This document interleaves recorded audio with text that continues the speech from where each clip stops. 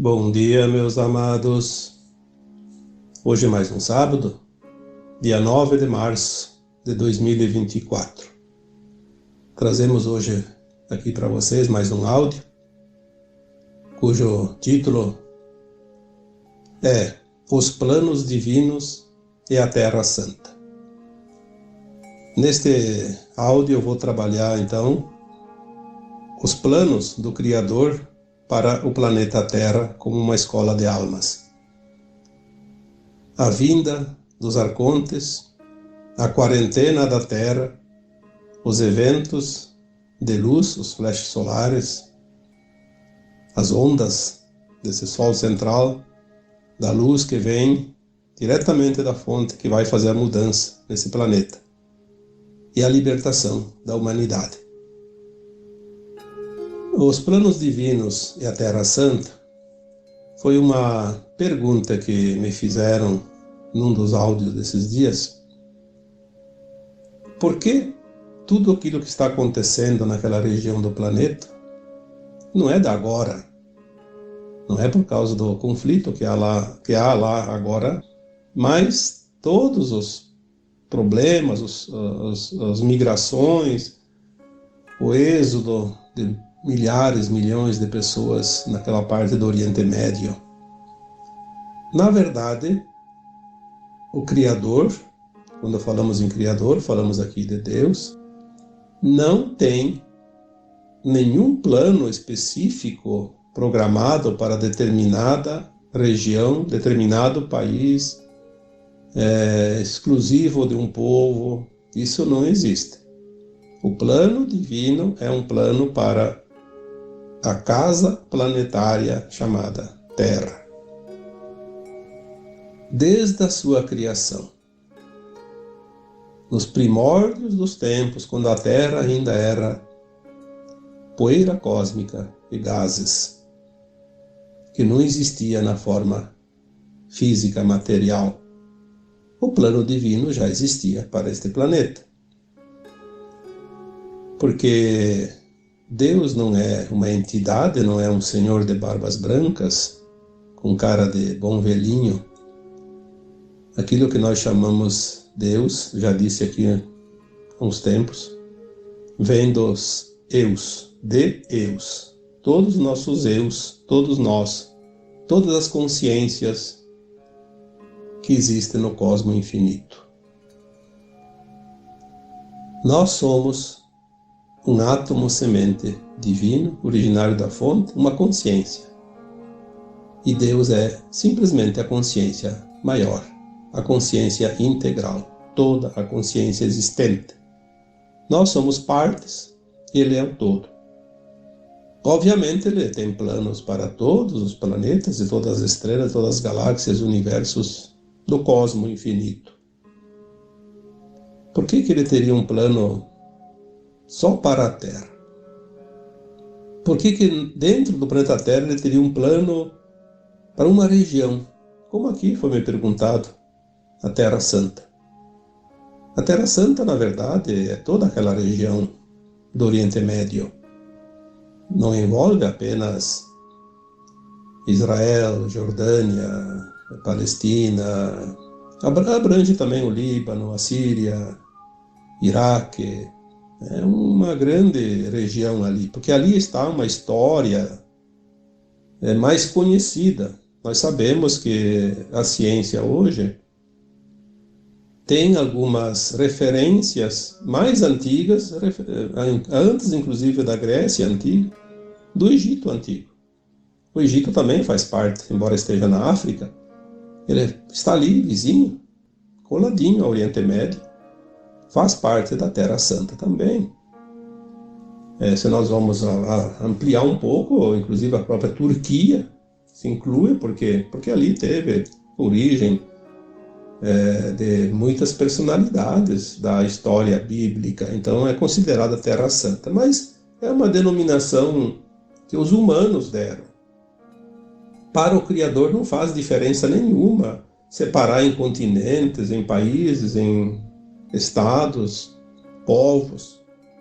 Para o Criador existe um planeta, escola, uma casa planetária chamada por nós de Terra.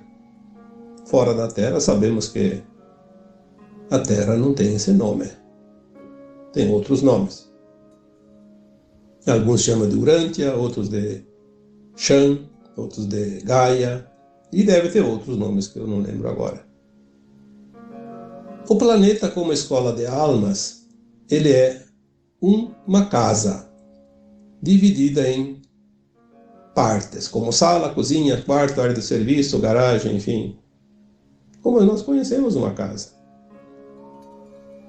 E você tendo uma casa, você não vai dar importância somente para uma peça. Você sempre tem a tua casa, na tua consciência, aos teus cuidados. Todas as peças são importantes. Tudo que ocorre aqui na tua casa te interessa. Mudanças necessárias são feitas, arranjos, reformas, enfim. Há um propósito de quem comanda. Quem comanda o planeta Terra é o Criador. O Criador não se atém a detalhes mínimos, ele tem o todo sempre como uma planilha. E é o todo que interessa, embora nenhum detalhe passe desapercebido. Se você tem uma casa, de repente aparece uma goteira, por menor que seja, você vai ver por que tem aquela goteira, da onde ela vem e vai tentar sanar o problema. Assim é com o Criador. Então nós vamos começar, teríamos que começar, na verdade, com a Gênese, mas não vamos aqui entrar em tantos detalhes, senão o áudio não termina hoje, nem amanhã, nem essa semana, nem o próximo mês. Vamos aqui falar dos tópicos que nós colocamos, para chegar lá no plano divino e a Terra Santa, para tentar dar uma resposta para o questionamento que me foi trazido aqui. A humanidade, ela surgiu aqui na Terra quando a Terra esteve pronta para a sua habilidade, de ter aqui um ser chamado homem, ou Minal, que podia abrigar uma alma para fazer as experiências. Então a Terra tem o propósito de as almas virem aqui experienciar num corpo humano, um corpo físico, viver a dualidade, as polaridades dentro dos seus propósitos maiores, levar esse conhecimento para todas as estrelas, todas as galáxias, todas as almas de todo o cosmos infinito. Fazer essa experiência aqui virado no mundo, de pernas para o ar, como se diz. Um mundo onde as almas aqui esquecem quem são. O véu do esquecimento. E tudo isso vai ser levado em tempo real para todas as demais almas do cosmos. Quando nós fizemos uma experiência aqui com o fractal de uma alma, a nossa experiência é automaticamente passada para a nossa versão imediata acima, todas as outras acima, até chegar na superalma e chegar no espírito, que é o átomo semente, que é o nosso eu superior. E lá fica registrado na fonte como experiência para todo o cosmos, todas as demais mônadas e almas que nunca tiveram um fractal aqui neste planeta. Só que o Minal surgiu mais ou menos, segundo as informações que nos chegam das consciências mais elevadas, surgiu aqui mais ou menos lá por volta de 1,5 milhão de anos. Então é um tempo mais curto em relação à existência do planeta. O planeta, segundo a nossa ciência, estima uma idade de 4,5 bilhões de anos, mas algumas informações também recebidas dizem que tem 3 vezes mais que isso. Então seriam lá 13, 14 bilhões de anos de existência. Mas isso não tem importância. O importante é saber que nós, humanos, viemos depois para receber essas almas, para que elas pudessem aqui experienciar Porque através de um corpo a alma se expressa e experiencia e grava as suas emoções, os seus registros. Porém, teve ali um período longo que os humanos da Terra, as almas aqui encarnadas, experienciavam a dualidade sem a maldade. Era apenas uma experiência, sem os interesses, até que há 350 mil anos vieram os arcontes, já falei sobre isso, trazidos, ou fugidos lá do sistema de Órion, e através das guerras galácticas e interplanetárias, foram recuando e chegaram aqui na Terra, tomaram a Terra. A princípio não tomaram a Terra, apenas se abrigaram aqui. Foi exatamente há 26 mil anos, um calendário maia que se completa a cada 25.920 anos, que eles decretaram a quarentena da Terra. O que significa isso? Fecharam uma grade ao redor da Terra, uma grade magnética, obviamente, impedindo que seres evoluídos de luz viessem aqui libertar o planeta. Caso viessem alguém tentar invadir a Terra para salvar a humanidade, eles usariam dos seus conhecimentos, porque nós sabemos que o mal ele foi desenvolvido, porque ele sempre existiu como sombra, mas ele desenvolveu aqui os interesses quando houve os interesses de quem se compraz no mal. Então, quando descobriram que podiam usar a humanidade como escudo, criaram artifícios, através do seu conhecimento, armas de plasma, e a ameaça de retaliação era iminente. Se houvesse uma invasão positiva, a humanidade sofreria as consequências. Então, houve um recuo por parte da luz, até que novas estratégias fossem utilizadas a fim de libertar a humanidade. Então a quarentena surgiu há 26 mil anos atrás. Eles ficaram tranquilos, sem serem incomodados até agora, há pouco tempo. Tivemos ali, na época da Atlântida, 13 mil anos, que foi mais ou menos na metade desse tempo, houve uma tentativa da própria humanidade da Terra de evoluir e se libertar, ascensionar. Porém, não houve massa crítica suficiente e o conflito de consciências daquela época acabou por afundar o continente. A gente também tem essa história mais ou menos relatada por consciências superiores, e que partes dessas pessoas, dessas almas da Terra, se salvaram entrando para dentro da Terra e formaram aquela civilização chamada de Terra Interior, povo de Agartha. É uma civilização de humanos pouco mais evoluídos que aqueles que estão na crosta. E alguns conseguiram fugir do continente Atlântico, foram para a África e se estabeleceram no Egito. Por isso temos algumas histórias do Egito Antigo. Obviamente outros foram mais adiante, chegaram até a Grécia. E também teve aquela civilização grega, conhecida da história. Enfim, tudo se resumiu. Aquela região ali do Egito, do Oriente Médio, também foi uma época ali que se desenvolveu um povo, uma região chamada Mesopotâmia, que ficava entre os rios, Tigre e Eufrates, onde hoje está o Iraque, o Kuwait e mais alguns países árabes. Ali se formou uma civilização muito também especial, Tem histórias, Nabucodonosor, que era o rei, naquela época dos Jardins Suspensos, que era considerado uma das 7 maravilhas do mundo. Enfim, tem história. Se nós vamos olhar a história recente, de 6, 7 mil anos atrás para cá, 8 mil anos para cá, existem narrativas e fatos, registrados que começam a contar uma parte da história atual. E daí, na época, vieram mais tarde outros fatos importantes, como a vinda do Cristo, há 2000 anos, que também veio naquela região. Por que Cristo escolheu a região do Oriente Médio, a região da Terra Santa? Porque ali praticamente tem reunido na superfície o maior grupo de almas da velha civilização Atlântida e a nova civilização da Terra.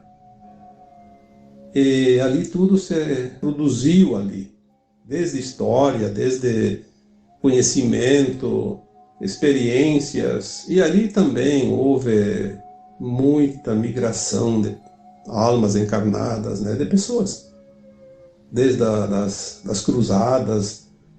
Me parece que Carlos Magno andou por ali também com seu exército, Alexandre o Grande, enfim, há muita história ali, além do Nabucodonosor, os judeus, a diáspora, enfim, toda aquela história bíblica se desenvolve ali.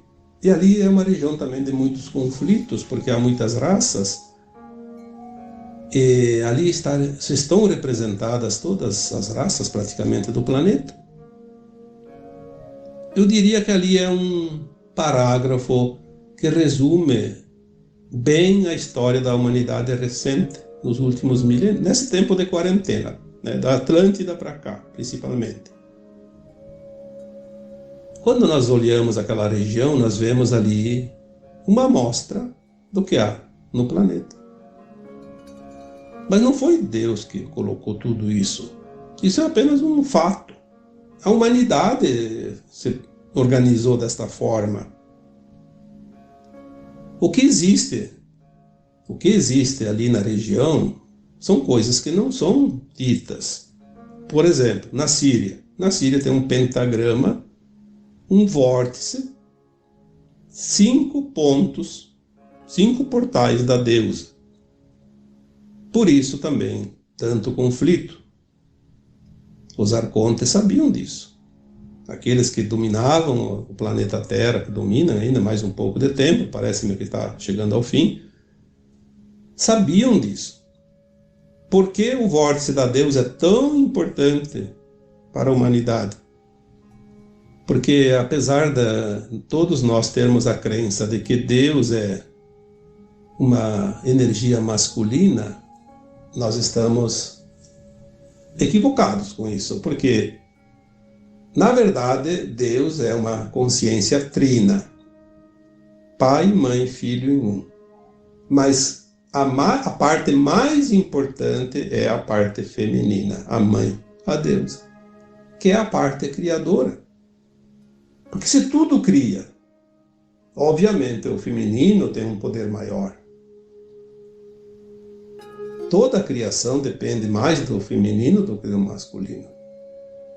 Há espécies animais e plantas que são assexuadas, por exemplo, mas se não tiver feminino, não consegue. Então o feminino por si só já cria em algumas espécies assexuadas. Outras partes precisam das duas energias, mas o feminino é mais importante. Então há dentro do planeta Terra esses vórtices. Por que existem esses vórtices? Porque quando os arcontes aqui chegaram e fizeram a quarentena, depois de um tempo, as entidades positivas da Terra criaram esses vórtices para se comunicar com outros irmãos galácticos positivos.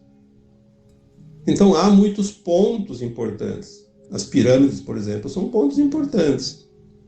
Ali tem realmente uma conexão, parece-me, diretamente com Sírios. Nós vamos ver isso mais adiante quando se confirmar tudo isso.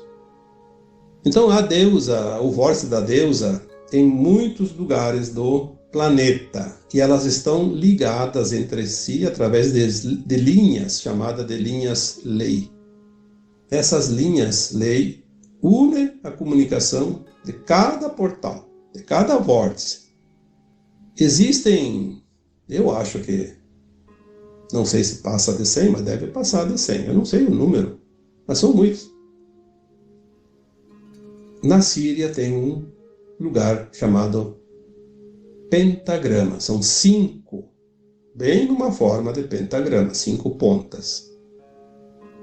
Deve ter algo realmente muito importante para ter 5 num pequeno país como a Síria. É muito pequeno. Tem uma razão. Até agora não sabemos, mas tem uma razão para ser. Então, se há algo importante ali, há uma disputa de poder, como sempre. Sempre existiu. Muito antes do Cristo vir para a encarnação que ele teve há 2000 anos, as forças escuras já sabiam dessas linhas lei, desse pentagrama dos portais da deusa, da energia do feminino. Eles tentaram e conseguiram suprimir a energia feminina para poder controlar o planeta. Porque se não fosse controlada a energia feminina, eles não teriam nenhuma chance de controlar o planeta. Nós temos algumas histórias ali, você vai estudar as sacerdotisas. Onde é que viviam as sacerdotisas? Lá naquelas regiões. Quem eram as sacerdotisas? Eram deusas. Mulheres. Todo o processo de suprimir a deusa foi muito mais forte ali, porque é uma que tem mais portais. Vejamos, por exemplo, os costumes dos povos. Toda aquela região ali que ainda está sob o comando do sistema do islamismo, por exemplo, as mulheres são cobertas de panos para que não se exponha. Por quê? Porque eles têm alguma razão para isso. Quando nós estudamos e aprendemos essas lições, que estão muito além daquilo que é contado, nós vamos entender por que isso. A mulher, naquela região, não sei como é que está hoje, mas ela não podia ter palavra de decisão, não podia se misturar com os homens, não podia ter cargos políticos, não podia votar, uma série de restrições. Por quê? Quando alguém restringe alguém, quando alguém encurrala outros, é por causa do medo. Medo. Medo do quê? Do poder do feminino. Do poder da deusa. Essas histórias, quando nós começamos a montar o quebra-cabeça, elas começam a mostrar um outro desenho. Aí fica fácil de compreender também, porque a nossa consciência está se expandindo agora. Por que a consciência se expande agora? E por que tudo está vindo à tona? E por que então nós estamos falando da libertação da humanidade? Porque quem está fazendo o processo é a luz. Já que os nossos irmãos galácticos não podiam vir com as suas naves e se mostrar aqui, fazer a libertação na base da imposição, que podia ser feito assim, porque a luz tem que se impor, a luz sempre se impõe sobre as sombras. A luz não ataca, mas ela tem que defender o seu poder. Já que os nossos irmãos não podiam vir, o sistema natural da criação divina se encarrega de fazer. No momento que a luz solar que nós recebemos aqui neste planeta passa de uma condição de luz fotônica para uma luz cristalina, adamantina, luz de silício, vai mudar toda a constituição da matéria na Terra e não tem ninguém que possa impedir, porque ninguém consegue fazer a luz parar de criar o novo. Ela vai criar o que sabe fazer, o que sempre soube. Tudo que existe aqui é a criação da luz. E nós vamos então entrar neste período agora de 2012 para cá, quando a Terra e o nosso sistema solar entrou no cinturão de Fótons, mas adentrou uma oitava na espiral galáctica e a luz não é mais fotônica, também é adamantina, luz cristalina. Vai mudar.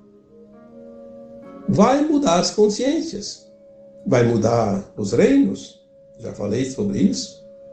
São informações que nós recebemos de consciências superiores e temos que nos permitir, pelo menos, em aceitar a possibilidade que isso seja uma verdade, senão a gente vai entrar num parafuso ali e vai realmente sucumbir, porque para quem não ampliar sua consciência, a velha maneira, a velha forma de consciência humana, o modus operandi dos humanos da velha Terra, vai ficar impossível de se sustentar.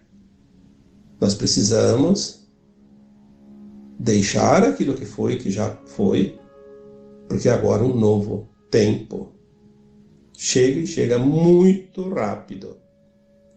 Não adianta dizer que só daqui 100 anos, daqui 1000 anos.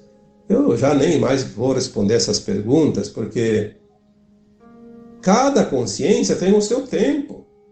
Se alguém diz assim para mim que só daqui 200 anos, daqui 1000 anos, eu digo sim, vai para você sim, você sabe, você está dizendo. Para mim é agora. Eu vou ver a mudança, porque eu já estou vendo a mudança, já estou sentindo e vivendo. Nesta encarnação eu vou definir a minha vida nesse planeta. Chega de reencarnar em mundos de provas e expiações. Eu já aprendi as lições. Eu tenho essa consciência. Para que eu deveria repetir histórias se eu já aprendi tudo? Por que você vai repetir lições se você já aprendeu as lições? Agora, aquele que não aprendeu vai precisar repetir, obviamente. Mas não mais nesta escola, porque essa escola disse aqui, quem não for aprovado terá que procurar outra, que essas lições aqui não serão mais repetidas, não serão mais ministradas. Aqui haverá outro nível de aprendizado. Que daí é aquela história